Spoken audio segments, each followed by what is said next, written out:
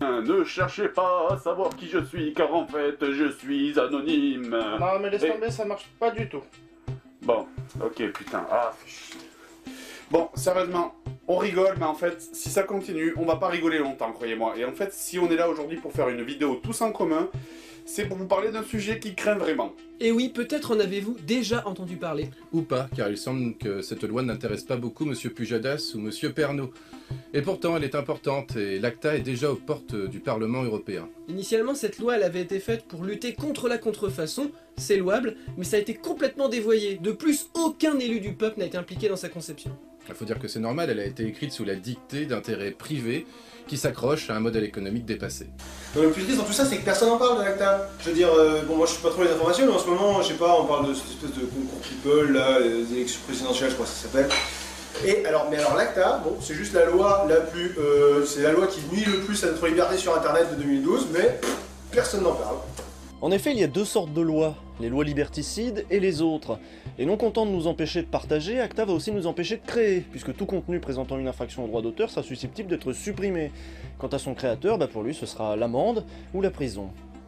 Dans ces conditions, il nous sera interdit de s'approprier et de détourner les produits culturels, et nous redeviendrons tous de simples consommateurs passifs et aphones, comme à la bonne vieille époque de la télévision. Avec une loi comme ça, terminée les tests de jeux vidéo, les séries abrégées, les parodies à la con, une grosse partie de la création amateur du net sera considérée comme illégale. Bah ouais, braquage, viol, 5 ans. Et toi? Moi je fais des vidéos sur internet et des fois j'utilise des musiques dont j'ai pas les droits. Malade, tu me dégoûtes. Alors que peut-on faire? Aujourd'hui, des associations défendent vos droits et font pression sur les politiques avec des moyens simples et puissants mis à votre disposition. Il s'agit de pétitions, d'emails à envoyer.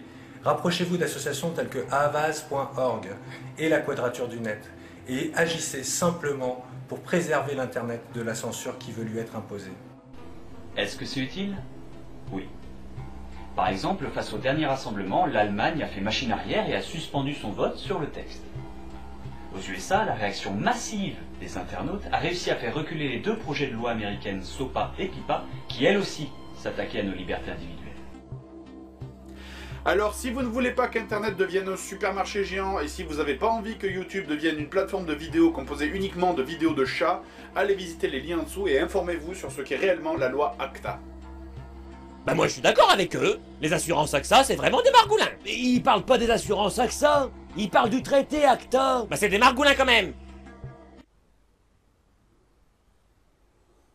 Nous, ACTA, c'est une loi qui va nous foutre à poil.